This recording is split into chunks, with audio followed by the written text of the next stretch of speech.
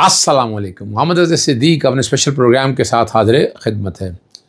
Islamabad high court, वैसे तो ये पूरे हाई कोर्टों में ये तनाज़ा क्या इस पर क्लैरिटी आनी चाहिए कि जो चीफ जस्टिस या कायम मकाम चीफ जस्टिस जो मर्ज़ी जिस तरह मर्ज़ी अपने इख्तियारात इस्तेमाल करते रहे। मैंने ये मामला छिड़ा हुआ है यहाँ पर और मैं बार बार ये बात एजिटेट करता हूँ, कोशिश करता हूँ।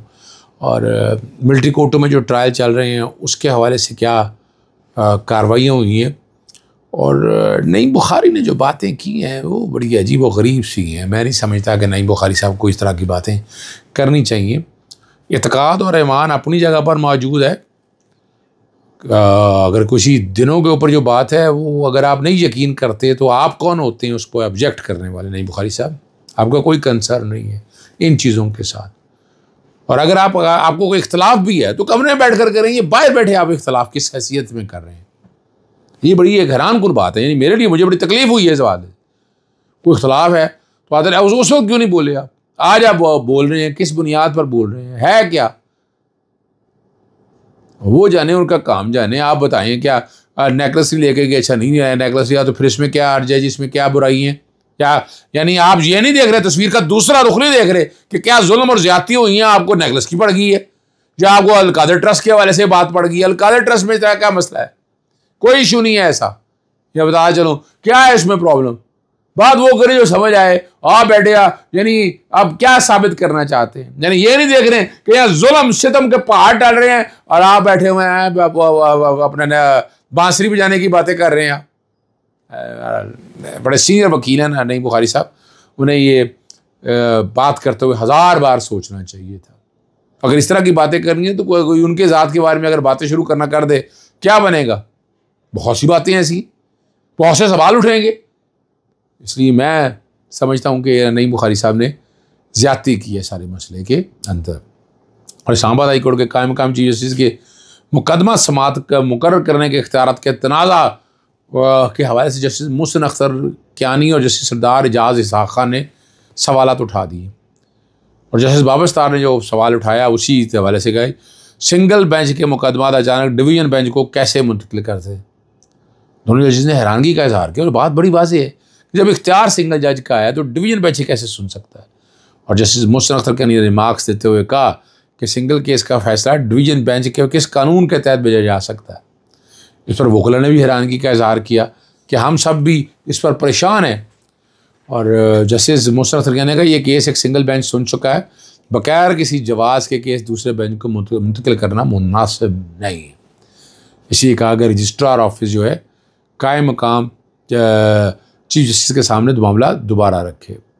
पहाड़ों की कटाई का फैसला जो है ना, मामला बड़ा एक और किसी रंग में चली गई है बात। खैबर पख्तूनख्वा हुकूमत इसकी ज़िम्मेदार है। एबटाबाद के तहसील लौरा में पहाड़ों दरख्तों ख़त्म करने के लिए क्रश प्लांट में आज भी मुसलसल हैवी ब्लास्टिंग जारी है। दरख्तों के साथ साथ पहाड़ नीचे आ चुका है और बड़ा हादसा हुआ और मुकामी लोगों को नुकसान पहुंचा। मगर अदालती फैसलों के बाद जो है ना इंतज़ामिया जो है खामोश रही है। और जस्टिस सईद मंसूर अली शाह की जजमेंट के बावजूद एबटाबाद की तहसील लौरा में घोड़ा गली रोड पर पहाड़ों और दरख्तों की कटाई ख़त्म करने का मुसलसल क्रशिंग प्लांट हैवी ब्लास्टिंग की जा रही है। और बड़ा सीरियस एक्शन लेना चाहिए, इसमें खुद क्या आना चाहिए। ये तो कोई तरीका नहीं है, मैं नहीं समझता ये मुनासिब तरीक़ाकार है। और इसमें खैबर पख्तूनख्वा हुकूमत को खुद एक्शन लेना चाहिए इस कॉन्टेक्स्ट के हवाले से। वो हनी ट्रैप की बात है, कुछ और सुन रहे हैं और यहाँ रावलपिंडी पुलिस के हवाले से बात आ रही है सामने कि वहाँ के दो एहलकार जो है ना मुलव्वस अब तहकीक में है। देख रहा हूँ, पता नहीं आप लोगों के सामने राज रखे हैं, क्या हालात हैं वो खुद बताएं आकर कौम को। पुलिस है खुद आकर बताए, लेकिन जो बातें रिपोर्ट हो रही हैं, जो सामने आ रही हैं, वो कुछ यूँ हैं कि मुकदमा जो दर्ज किया गया नादिया नामी खातून ने कोहाड़ के शहरी मुजाहिन को दोस्ती का झांसा देकर मिलने के लिए इस्लामाबाद बुलाया। और FIR के मुताबिक मुद्दई मुकदमा जो है अपने 2 सईद मलूक के हमरा 29 मार्च की रात इस्लामाबाद पहुंचा और उसी मतन के मुताबिक कह रहे हैं कि सराय खरबूजा स्टॉप पर नादिया से मिला और मुलाकात के वक्त पंजाब पुलिस के एहलकार भी आ गए। और मुद्दई मुकदमा कहना है कि पुलिस एहलकार जायद उस्मान अफाक तारिक और उसके साथी ने असला तान कर लूट मार की, मोबाइल फ़ोन और नकदी छीनने के बाद 1 करोड़ रुपये तावान मांगा। तवान की रकम मंगवाने के लिए मुलजमान ने GD रोड पर गाड़ी में घुमाते भी रहे। अब ये बात देखने हैं क्या होता है, सामने आ जाए। इमरान खान साहब की मुलाकात बच्चों से नहीं करवाई जा रही, बात नहीं करवाई जा रही, मुलाकात की बात तो मैंने ऐसे कह दी, बात नहीं करवाई जा रही। और इस पर दरख्वास्त दायर की है, दरख्वास्त पर नोटिस जारी हो गए हैं। ठीक है जी। स्पेशल जज सेंट्रल शाह अर्जुमन जो तोशा खाना का केस देख रहे हैं, और इन दरख्वास्तों की समाअत जो है ना ये 14 अप्रैल को होगी। क्या वतन अजीज़ में इस वक्त आइन है या ये कोई बेआइन ज़मीन, और कानून की अमलदारी के हवाले से क्या बात है। और आज आप एक वीडियो बहुत देखते रहे हैं कि अल्लामा इकबाल इंटरनेशनल एयरपोर्ट ख़वातीन पर तशद्दुद का एक और वाक़या था। कस्टम हुकाम खातून को बालों से पकड़ घसीटते रहे। और इस वक्त वतन अजीज़ में जहाँ पाकिस्तान तहरीक इंसाफ वालों का जीना अजाब किया हुआ, वहाँ किसी पाकिस्तान की इज़्ज़त और आबू महफूज है ना, जानो माल, ये तो है पॉलिटिकल इंजीनियरिंग हो रही है, ज़्यादतियाँ हो रही हैं, पुलिस, नैब, FIA, एंटी करप्शन, दहशतगर्दी यहाँ बढ़ रही है, और अवाम गुरबत की चक्की में पिस रही है। कानून नाफिज करने वाले इदारे जिस अंदाज में चाहें जो मर्जी ट्रीट कर लें, कोई पूछने वाला नहीं।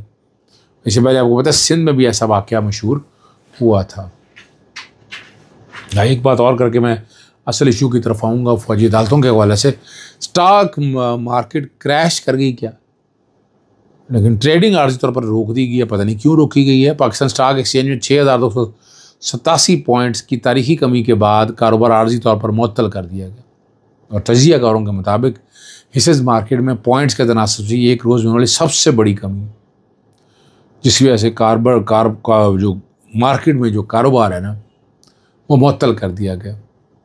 क्या किया जाएगा, मसरूई तरीके से लाया जाएगा, को टूट के डालेंगे, को पैसा बाइट से पकड़ के ब्लैक मनी डाला जाएगा ताकि इसको संभाला दिया जा सके। यानी ये जो टोट के जो पेबंदकारी का ये निज़ाम है ये चला रहे हैं, कोई इनको कोई पूछने वाला नहीं है। फ़ौजी अदालतों में सिविलियन ट्रायल कदम करने के खिलाफ दरख्वास्तों की समाअत चल रही है जी। और आइनी बेंच के रुकन जस्टिस जमाल मंदोखैल काफ़ी इंटरेस्टिंग सवाल उठाते हैं। रिमार्क्स दिए कि दहशतगर्दी कंट्रोल करना पार्लियामेंट का काम है, अदालत का नहीं। अदालत ये सोचने लग गई कि फ़ैसले से दहशतगर्दी कम होगी या बढ़ेगी, ठीक है ना, तो फैसला नहीं कर पाएगी। अब ये बात जो है ना ये ज़रा समझना है। फ़ौजी अदालतों में सिविलियन के ट्रायल के हवाले से केस में वज़ारत दफ़ा के जो वकील हैं ख्वाजा हारिस साहब, वो जवाब देख रहे हैं। आप यहाँ से देख लें कि हालात और वाक़यात क्या हैं। और ख्वाजा हारिस ने अदालत में पेश हुए और जवाब दलाइल जारी रखते हुए कुछ अदालती फ़ैसलों पर दलाइल देना चाहता हूँ। साबिक जज सईदुज़्ज़मान सिद्दीकी के हवाले से वो बात कर रहे हैं समेत दीगर के कुछ फ़ैसले हैं वो जिक्र करते हुए, अगर कोई सिविलियन किसी फ़ौजी तनसीब को नुकसान पहुँचाए, टैंक चोरी करे और उस पर आर्मी टैक्ट का इतलाक़ होगा। जस्टिस जमाल मंदोखैल ने रिमार्क्स दिए कि किसी मुजरमाना अमल पर FIR कटती है, सवाल ट्रायल का है। ख्वाजा हारिस ने कहा कि कानून बनाने वालों ने तय करना है कि ट्रायल कहाँ होगा। जस्टिस जमाल मंदोखैल ने कहा, रिमार्क्स दिए कि FIR कैसे कटती है, तफ्तीश कौन करता है, तरीक़ाकार क्या होगा, जानना चाहते हैं। और फिर उन्होंने कहा जी आर्मी एक्ट के तहत आर्म्ड फोर्सेस ख़ुद भी सिविलियन के गिरफ़्तारी कर सकती हैं। और जस्टिस जमाल मंदोखैल ने रिमार्क्स दिए कि आपके मुताबिक फ़ौजी अदालतें आइन के आर्टिकल 175 के ज़िम्मे में नहीं आती। फ़ौजी अदालतें आइन के किस शिक के तहत फिर ये बनी। और उन्होंने कहा जी अब फंस गए हैं ख्वाजा हारिस साहब।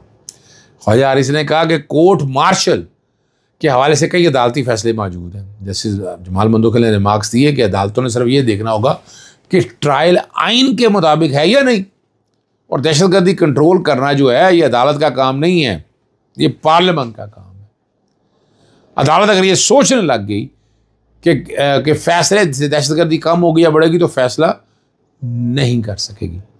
ख्वाजा हारिस अपने दलाइल जारी रखे हुए हैं और फ़ौजी अदालतों के हवाले से केस की जो समाअत है ना वो कल तक मुलतवी हुई है।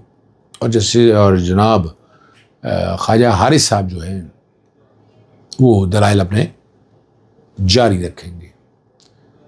कुछ एक बहुत ही अहम बात है वो मैं अब सुबह के प्रोग्राम में मैं डिस्कस करूँगा कि जिसमें जो बरतानिया से लोग पैसे पाकिस्तान आ रहे हैं वो क्या पैसे ला रहे हैं, को मनी लॉन्ड्रिंग कर रहे हैं कि ब्लैक पैसा वाइट करना है, लेकिन ये कहानियाँ और सच्चाइयाँ आप तक ज़रूर बताऊँगा।